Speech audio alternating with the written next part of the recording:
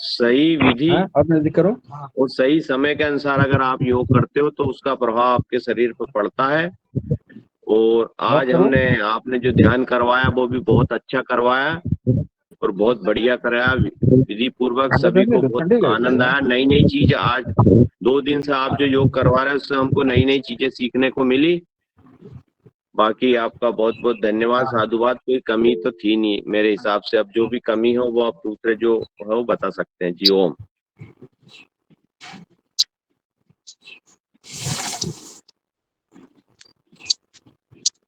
जी, बताइए रमेश चंद्र रंजना मेहरा जी। जी का अभिनंदन। बहुत सुंदर आज की योग कक्षा। लेकिन मेरा एक निवेदन है, क्योंकि आज सत्र और भी है और अगर मुख्य वक्ता आ गए हैं तो उनकी बात हम सुन लेते हैं। और दिनेश जी इसको करें, क्योंकि 15-20 मिनट हो गए हैं और वो पहली बार आज जुड़े हैं हमारे साथ। मैंने भी उनको मैं नहीं जानता हूँ, लेकिन वो बीच में आए थे करीब 7 बजे आकर के, वो लेफ्ट हो गए हैं शायद। तो दिनेश जी इसके बारे में बता दें। मेहरा जी के जो सत्र है उस विषय पर मुझे ये कहना है कि क्योंकि ये सत्र आपका समय लेने वाला है, तो जब आपका हम ऐसे सत्र लें तो इसको पूरा ही लें, पूरा समय। उस दिन हम मुख्य वक्ता को नहीं बुलाएं और इसके ऊपर हम खुल के चर्चा कर लें। मुझे लगता है कि हम चर्चा भी हमारी अच्छी तरह से होगी और समय की बाध्यता भी हमारी समाप्त हो जाएगी और कोई इस तरह का टेंशन नहीं रहेगा कि मुख्य वक्ता आ गए हैं, चले गए हैं और उनको सुनना भी है। तो ऐसे जब हम आगे प्लानिंग करें तो रंजना जी और बाकी हम किसी मुख्य वक्ता को नहीं करेंगे, तो हम आप भी अपने जितने भी आसन क्रियाएं हैं उनको आप पूर्ण रूप से मतलब कर पाएंगे संतुष्ट होकर के, और समय को का भी हम उसी हिसाब से प्लानिंग हो सकती है। जी, ये धन्यवाद। जी ओम, जी ओम। चलिए, बहुत सुंदर आज की योगा की क्लास आदरणीय रमेश चंद्र मेहरा जी भाई साहब ने बहुत बढ़िया ली। बहुत बहुत अभिनंदन और बहुत बहुत धन्यवाद देते हुए अगले सत्र की तरफ चलते हैं। और आगे मैं आदरणीय दिनेश सेमवाल जी भाई साहब से सादर निवेदन करती हूँ। आज के हमारे मुख्य वक्ता जुड़ गए हैं, तो आदरणीय दिनेश भैया। जी, जी, आदरणीय दीदी जी, धन्यवाद। आदरणीय सदन को नमन। और जैसे कि आदरणीय हमारे गुरुजी ने योग कराया और इस सुंदर योग के कई आयाम हम देखने को हमें मिल रहे हैं, परिणाम भी देखने को मिल रहे हैं। और आदरणीय पवन कुमार जी के सर जो समय पर उन्होंने बात की, तो एक बात याद आई कि मैं समय हूँ। और उसके साथ-साथ जुड़ा हुआ एक श्लोक हमने खूब सुना कि यदा यदा हि धर्मस्य ग्लानिर्भवति भारत अभ्युत्थानं धर्मस्य तदात्मानं सृजाम्यहम्। परित्राणाय साधूनां विनाशाय च दुष्कृतां धर्म संस्थापनार्थाय संभवामि युगे युगे। असल में मैं ये श्लोक इसलिए भी कह रहा हूँ क्योंकि मैं योगाहार की एक यात्रा पर हूँ पश्चिम उत्तर प्रदेश के मेरठ और हापुड़ क्षेत्र में। हस्तिनापुर जो कि महाभारत कालीन प्रसिद्ध जगह रही है, हस्तिनापुर से 35 किलोमीटर की दूरी पर। तो ये श्लोक मुझे लगता है समय के साथ-साथ प्रासंगिक भी हो जाता है। और प्रासंगिकता ये है कि योगाहार में गाँव और शहर के संतुलन को लेकर के कुछ बातें हमने की हैं और बहुत अच्छे-अच्छे उदाहरण भी पेश आए हैं। ये भी हमने सुना कि जो महाभारत काल में पांडवों को सिर्फ़ 5 गाँव चाहिए थे, लेकिन कौरवों ने नहीं दिए। तब जो पांडवों के समय पांडवकालीन जो गाँव थे, मुझे लगता है वो उद्योग के केंद्र थे या उद्योग के केंद्र होंगे। क्योंकि अभी जब मैं पश्चिम उत्तर प्रदेश की हापुड़ के इस क्षेत्र में हूँ, तो यहाँ पे मुझे यही जान पड़ता है कि लोग अपने उद्योग धंधों के प्रति वापसी कर रहे हैं। और इसी क्रम में आज हमारे मुख्य वक्ता हैं आदरणीय डॉक्टर अमित मोहन जी। और अमित मोहन जी जो कि वैसे तो मेरठ शहर के निवासी हैं, लेकिन वो अपने गाँव की तरफ लौटे हैं और यहाँ पे उन्होंने माटी और मिट्टी से बनने वाले जो तरह-तरह के बर्तन हैं, उनकी तरफ वापसी की है और कई लोगों को वो जोड़ रहे हैं। और मैं अमित जी से निवेदन करूँगा कि वो अपना जो माइक है और कैमरा है, आप ऑन कर दें। जी। धन्यवाद दिनेश जी। सभी अपने बड़ों को मैं आदर सबको प्रणाम करता हूँ। मेरा नाम डॉक्टर अमित मोहन, मैं मूलतः मेरठ का निवासी हूँ और मैं वर्तमान में फलदार पौधे और मिट्टी के बर्तन, इन सब के माध्यम से लोगों को रोजगार से जोड़ने का हम लोग काम कर रहे हैं। हम लोगों ने 2019 से लेकर के 2023 तक लगभग 15 लाख फलदार पौधे रोपित करवाए, छोटे किसानों के साथ मिलकर के। जो ऐसे किसान जो बड़े पैमाने पर गन्ने की खेती पे आश्रित थे और पानी का बहुत ज़्यादा दोहन कर रहे थे, हम लोगों ने उनको समझा करके उनकी ज़मीन का एक हिस्से पर, अगर किसी के पास 10 बीघा है, तो उनसे कहा कि एक बीघा में आप प्रयोग कीजिए और उनको खेत में होने वाली जो नकदी फसल है, उनके साथ जोड़ करके उनकी आमदनी को बढ़ाने का काम किया है। और वर्तमान में भी करीब 12 लाख पौधे अभी पूरी तरह से सुरक्षित हैं। क्योंकि अभी मैं पुरा महादेव गया था, तो मैंने देखा कि हमारे लगाए हुए पौधे अभी भी बिल्कुल अच्छी तरह से लहलहा रहे हैं और फल देने, देखकर अच्छा लगा। वर्तमान में मैं अपने पुश्तैनी गांव की तरफ हूँ। मेरे दादाजी कभी 65 साल पहले गांव छोड़ गए थे। यहाँ हमारी कोई पुरानी संपत्ति नहीं थी। वो पढ़ाई की वजह से या रोजगार की तलाश में शहर की तरफ चले गए थे। और जब मुझे लगा लॉकडाउन में कि बहुत कुछ ऐसा हो रहा है कि सब हाथ में नहीं है, मैंने फैसला लिया कि चलो फिर वापस अपने गाँव की तरफ चलते हैं और मैं अपने गाँव में लौट आया। गाँव में आकर के एक संस्थान बनाया, जहाँ वर्तमान में करीब 100 प्लस परिवारों को रोजगार मिल पा रहा है और अप्रत्यक्ष रूप से करीब 150 लोग यहाँ पर जुड़े हुए हैं। अच्छा काम है और पास से ही मिट्टी मिल जाती है। पूरी तरह से गंगा जल से सिंचित मिट्टी से हम लोग ये इस उत्पाद बना रहे हैं, जिसमें बर्तन होते हैं, खिलौने हैं और सजावट के सामान हैं। इस तरह के आइटम हम बना रहे हैं और महिलाएं बड़ी खुश हैं। कल दिनेश जी भाई साहब से बात हुई थी, तो इन्होंने एक वीडियो बनाई महिलाओं की लोकगीत के साथ, अच्छा लगा। और देखते हैं कि बहुत संभावना है। हमारे जो कहते हैं ना, मेरे देश की धरती हीरे उगले उगले सोना उगले उगले हीरे मोती। सच में मेरे देश की मिट्टी सोना चांदी उगलती है। मैं देखता हूँ कि वो 1 किलो मिट्टी से कई बार 200 रुपए का कोई आइटम बन जाता है, कई बार 500 रुपए का कोई उत्पाद बन जाता है और बड़ा आसान है। अगर एक बार थोड़ा सा सीख लिया जाए तो खासकर उत्तराखंड में जो पलायन होता है, उस पलायन को रोकने में बड़ा कारगर हो सकता है। और हमारे जो बहुत सारी बीमारियां हो रही हैं, पूज्य राजू दीक्षित जी ने कहा भी था कि बहुत तरह की बीमारियां केवल इसलिए होती है कि हमारा खान पान ठीक नहीं है और हम एल्यूमिनियम के बर्तन इस्तेमाल करते हैं। अगर हम फिर से मिट्टी के बर्तन इस्तेमाल करने लगे तो फिर से लौट आएंगे। और ये पूज्य महाराज श्री और आचार्य जी वो काम कर ही रहे हैं।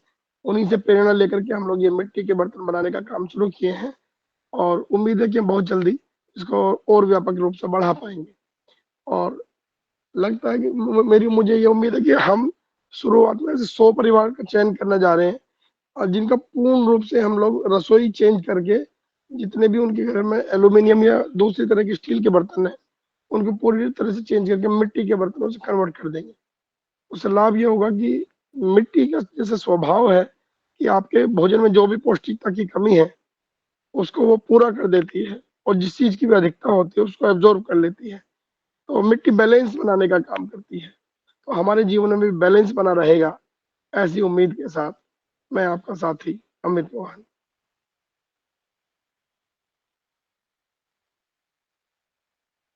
ये एक वीडियो है, कल दिनेश जी भाई साहब ने हमारे केंद्र पे बनाई थी महिलाओं की।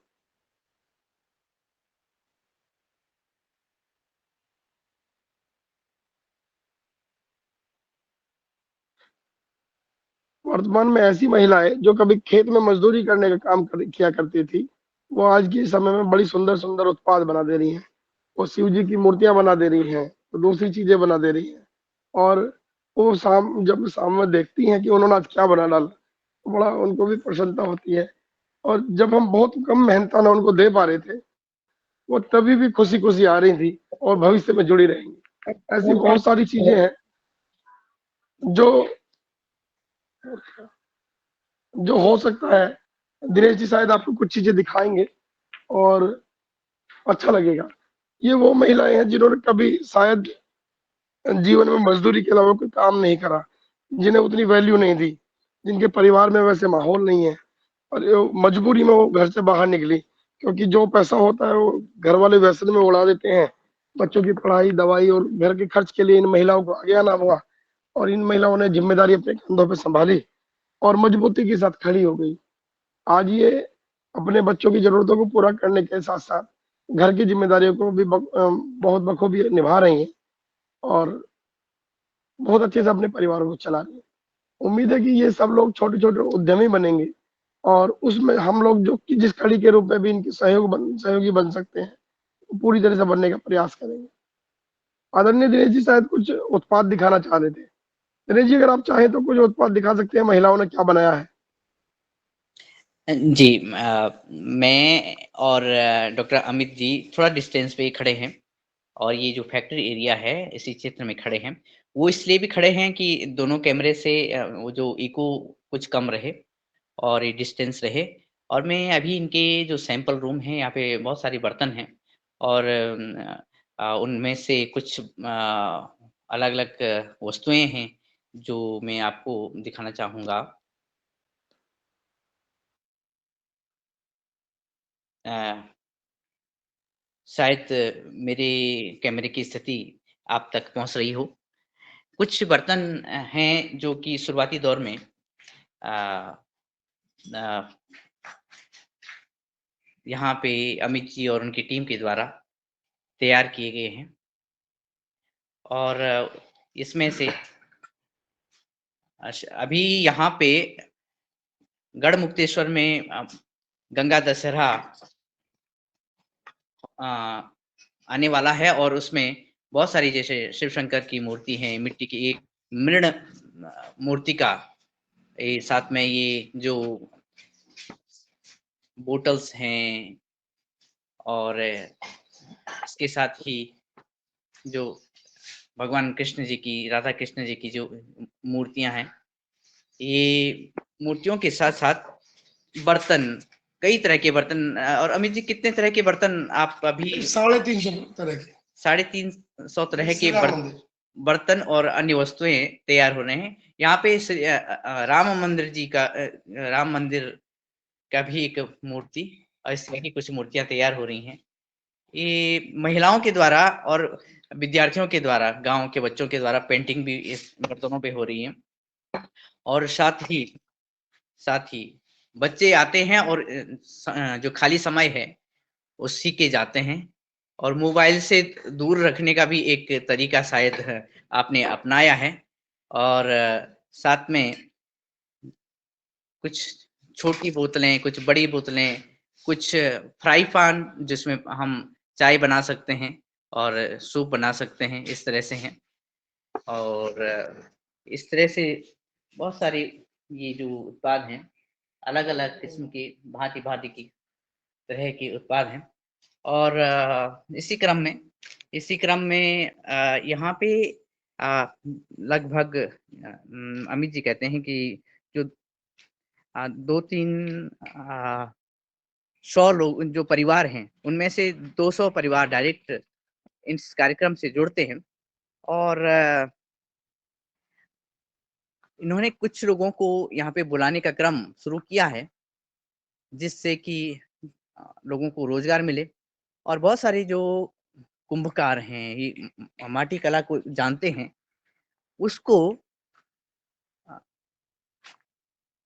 जो अपने-अपने घरों में ये कार्य कर रहे हैं, माटी के वस्तुएँ बना रहे हैं, मिट्टी के बर्तन बना रहे हैं, तो उनसे घरों से भी ये क्रय करते हैं क्योंकि बाज़ार में मार्केट करना सभी के लिए संभव नहीं होता है। तो कई परिवार ऐसे हैं जिनको इन्होंने सहूलियत दी है मार्केटिंग की कि आप उत्पाद बनाइए और हमारे पास ले आइए। साथ-साथ जो लोग घर पे ये बनाना भूल गए थे और दिहाड़ी मज़दूरी करने के लिए शहर थे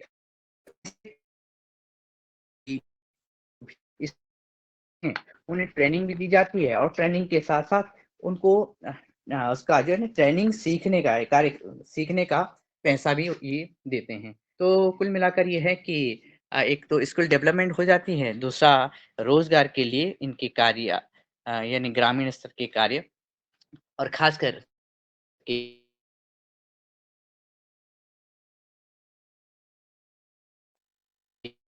यहाँ पे जो कार्यकर्ता हैं वो आए नहीं हैं और महिला शक्ति भी अभी आए नहीं, वो पहुँचने वाले हैं और वरना यहाँ पे इस कार्य को हम दिखाने की कोशिश करते, लेकिन अभी बीच में आदरणीय रंजना दी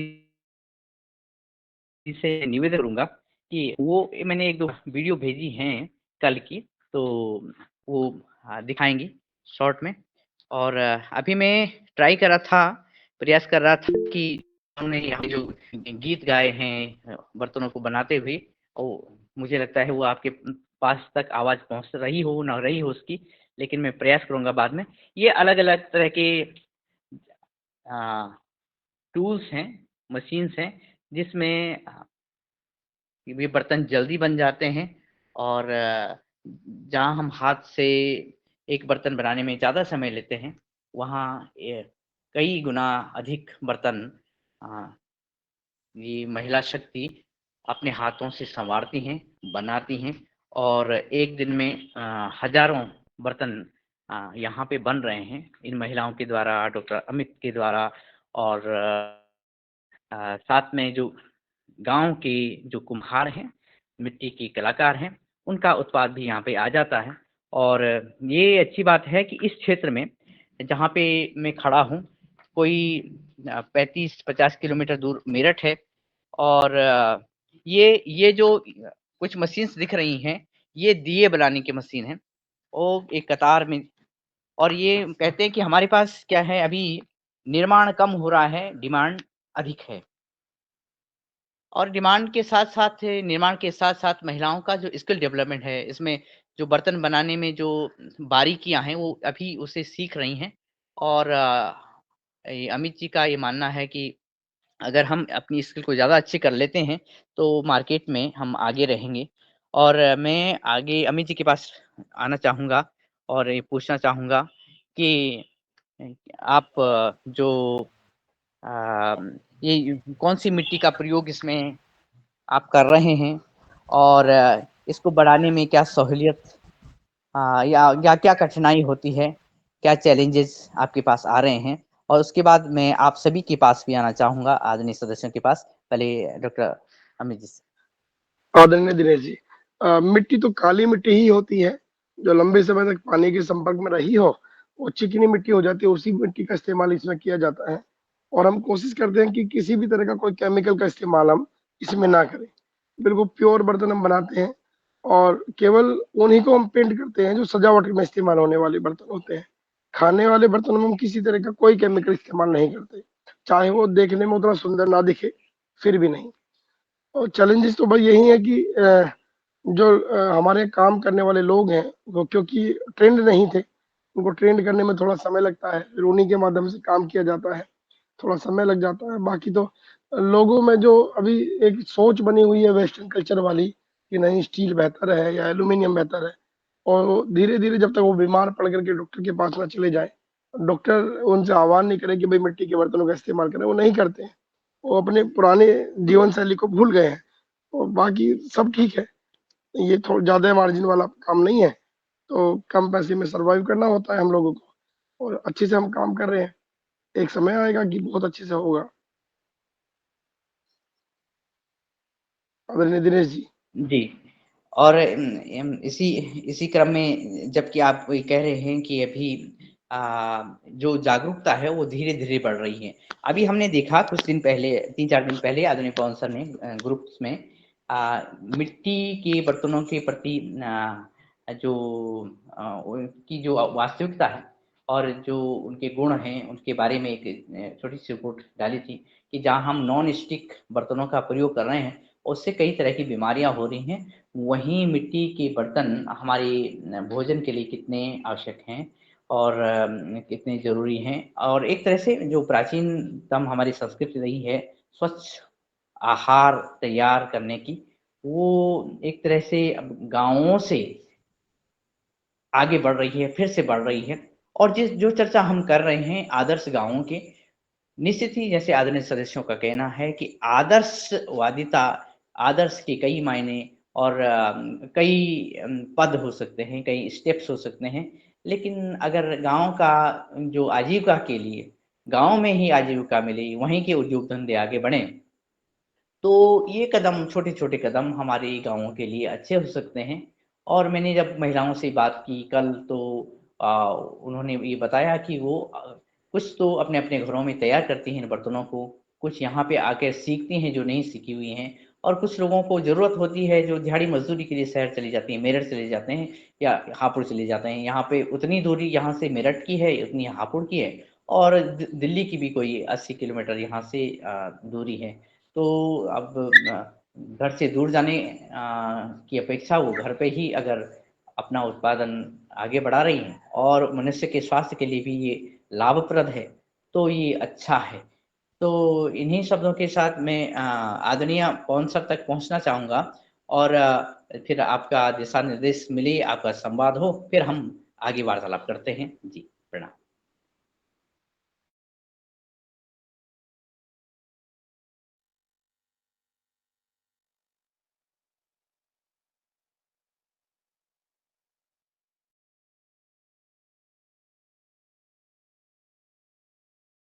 शायद सर के पास तक आवाज नहीं आ रही। जी, लगता है कि आदरणीय सर तक आवाज़ नहीं पहुँच पा रही है, और आदरणीय पवन सर तक आवाज़ पहुँचे, मैं आदरणीय रंजना हेलो। बहन जी से निवेदन करूँगा। जी, जी, जी, स्वागत है सर। जी, जी, जी। मैं बीच में ना डिस्कनेक्ट हो गया थोड़ा-सा। सो बहुत सुंदर है आज का कार्यक्रम। दिशा सेवा संस्थान को शायद रिप्रेज़ेंट करते हैं अमित जी, डॉक्टर अमित। तो मैं इनका मैंने अभी दिनेश जी के साथ इन्होंने मुझे भी कुछ फ़ोटो भेजी थी कि किस तरह से कार्य कर रहे हैं, और मेरे मन में भी इच्छा हुई कि मैं भी अपने कुछ बर्तनों को परिवर्तित करूँ। तो इसको अब देखते हैं, जैसे ही मुझे वो मिलेंगे, मुझे बर्तन मिलेंगे तो मैं उनका उपयोग करूँगा और अपने अनुभव उसमें बाँटेंगे।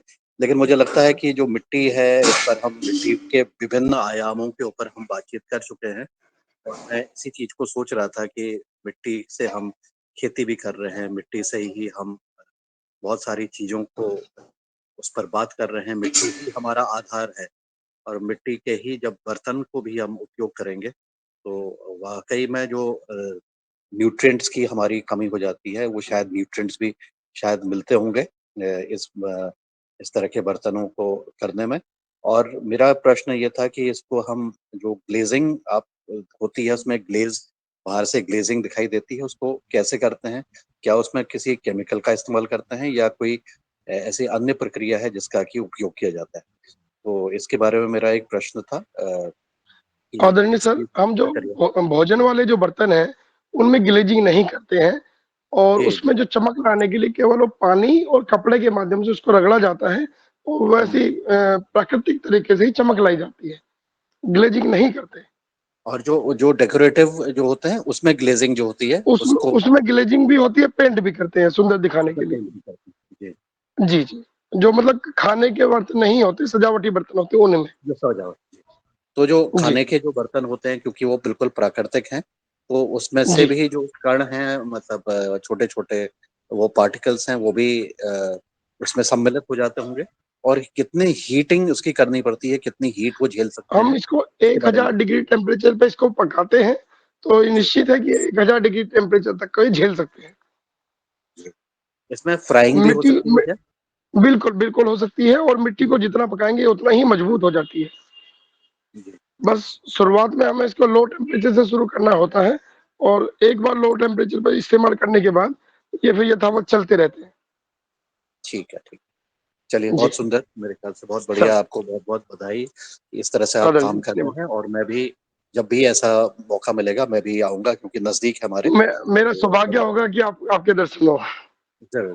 जी, ये जी, ये भट्टी है जिसमें तैयार करते हैं, दिनेश जी अभी दिखा रहे हैं। इस जी, भट्टी में जी, हम इसको पकाते हैं, और इसका जी, टेम्परेचर 1000 डिग्री होता है, और जी, कोशिश ये रहती है कि बहुत सारे लोग केमिकल से पकाते हैं, हम केवल डीजल का इस्तेमाल करते हैं फ्लेमिंग के लिए, और वो जी। भी एक चैम्बर बन जाता है, हीट चैम्बर।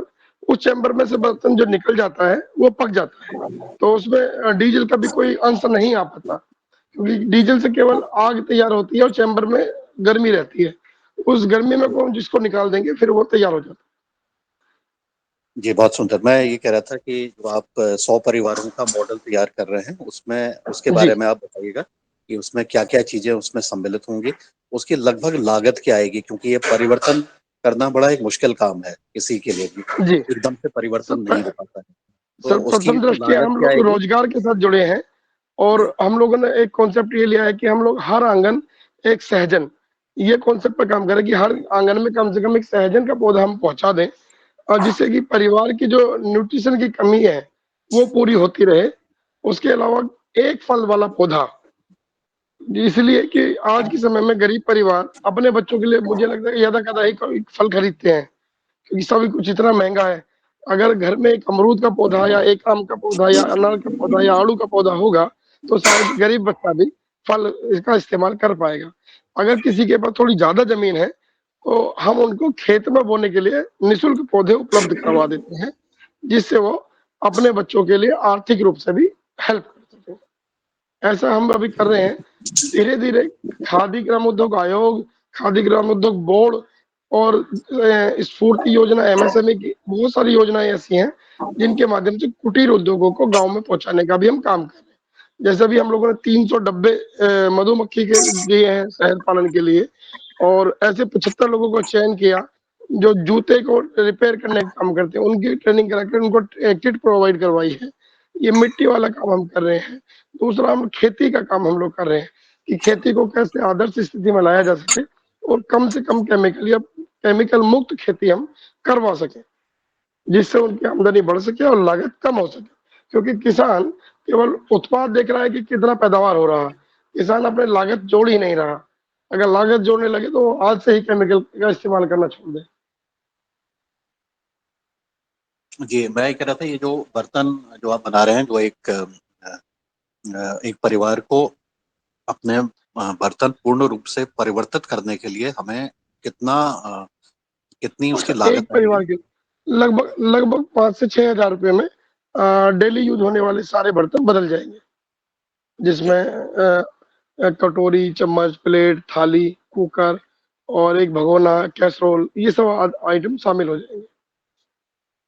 जी, बहुत सुंदर। तो इसमें मैं दिनेश जी से मेरा अनुरोध है कि जो हमने एक फॉर्मेट बनाया था ना, जिसमें कि हम उद्यमिता के जी, प्रोडक्शन से संबंधित जो जो चीज़ें कर रहे हैं, उसका हम आदान-प्रदान कर सकें, तो दिनेश जी चूँकि वहीं पर ही हैं, वो फॉर्मेट को भर लें और कुछ एक हमें इस तरह का आदान-प्रदान, इस तरह से एक्सचेंज सीधे उपभोक्ता और जो उत्पादक है, उसके कई चीज़ों पर हमने बातचीत की हुई है। तो मुझे लगता है कि इसका क्रियान्वयन, इसकी शुरुआत इस तरह के उत्पादों का भी हम उसको लिस्ट कर लें, और आपके पास लिस्ट ऑलरेडी होगी, वो उसको जो भी इस तरह का मॉडल बना के कि ये पूर्ण रूप से अपने किचन को परिवर्तित करना है या केवल चाय के उसमें आपको परिवर्तित करना है। तो इस तरह के दिनेश जी कुछ एक मॉडल बना लेंगे, तो फिर हम आपस में इसका आदान-प्रदान करके और लोग भी जो हमारे साथ इस कार्यक्रम से जुड़े हुए हैं, वो भी आपसे संपर्क करके अपने-अपने क्षेत्रों में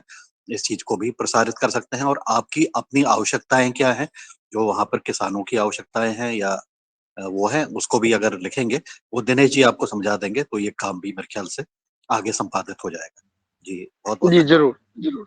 जी, जी, जी आदरणीय। और ये सही टाइम पे और सही बातें सामने भी आ रही हैं कि हम जो इस तरह की हमारी गतिविधियाँ हैं, वो इस तरह से ही जो आदरणीय सर ने निर्देशित किया है मुझे, यहाँ से हम इसे आगे बढ़ाएँगे। और इसी क्रम में जिस तरह की हम मिट्टी की बातें कर रहे हैं, तो अभी जब डॉक्टर अमित बात कर रहे थे, तो ये जो एक भट्टी है, जिसमें ये सारे बर्तन पकते हैं, एक ट्रेन टाइप की है। और इसके अंदर ये जो शुरुआती एक छोर है, वहाँ से ये ट्रेस हैं, ये सब इनमें रिंग्स लगे बेरिंग्स लगे हुए हैं, ये पटरी बनी हुई है और पटरी से ये ट्रेज है, ट्रॉलीज को धक्का दिया जाता है आगे पीछे करने का, और फिर इस तरह से ये चली जाती हैं इस ओवन में, और इस ओवन में ये बर्तन आगे बढ़ते हैं। इसका हफ्ते में 1, 2 या 3 दिन ऐसे ही ये लोग कर रहे होंगे इसको, यानी बर्तनों को पकाने का क्रम। और हमारे बर्तन जो कि अभी यानी जो कच्चे अवस्था में मिट्टी के इस तरह से होते हैं, वो पक करके ईंट जैसा रंग उनमें ये गेरुआ रंग आ जाता है। इसको फिर पानी से पोंछ करके और उसमें चमक बढ़ाई जाती है इन बर्तनों की, और फिर उसको पकाया जाता है और इस तरह से ये बर्तन बनते हैं। और ये जो बर्तन बने हुए हैं और इनकी जो संभावनाएँ हैं और इन संभावनाओं से जब हम आगे बढ़ रहे हैं, तो आदरणीय जैसे कह रहे हैं, एक फॉर्मेट हमने तैयार किया है योगाहार टीम ने, तो उसमें भी अ डॉक्टर अमित और उनकी टीम क्या कर रही है, उनकी जो क्या डिमांड है, ये भी आएगा। इनके पास क्या उपलब्ध है, वो लिस्ट भी साझा हो जाएगी। तो इस तरह से हमारा ये योगाहार की यात्रा भी एक तरह से आगे बढ़ेगी, और मैं फिर पुनः वापस आता हूँ आदरणीय सदस्यों के पास। कुछ हैंड रेज़ भी हैं और अ, कुछ जिज्ञासाएँ भी होंगी। जी।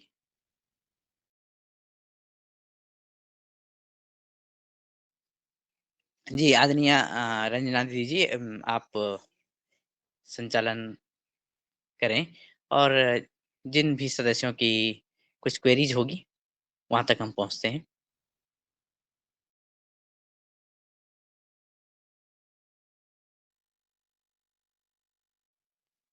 शायद बहन जी तक आवाज नहीं जा रही। जी, और बहन जी तक आवाज नहीं जा रही है, इसलिए हमारे आदरणीय भाई साहब तक हम आवाज पहुंचाते हैं, और आपका हैंड रेज भी है, तो आपके पास पहुंच करके आपकी बातें सुनते हैं। सदन को कोटि कोटि प्रणाम। बहुत अच्छी चर्चा हो रही है और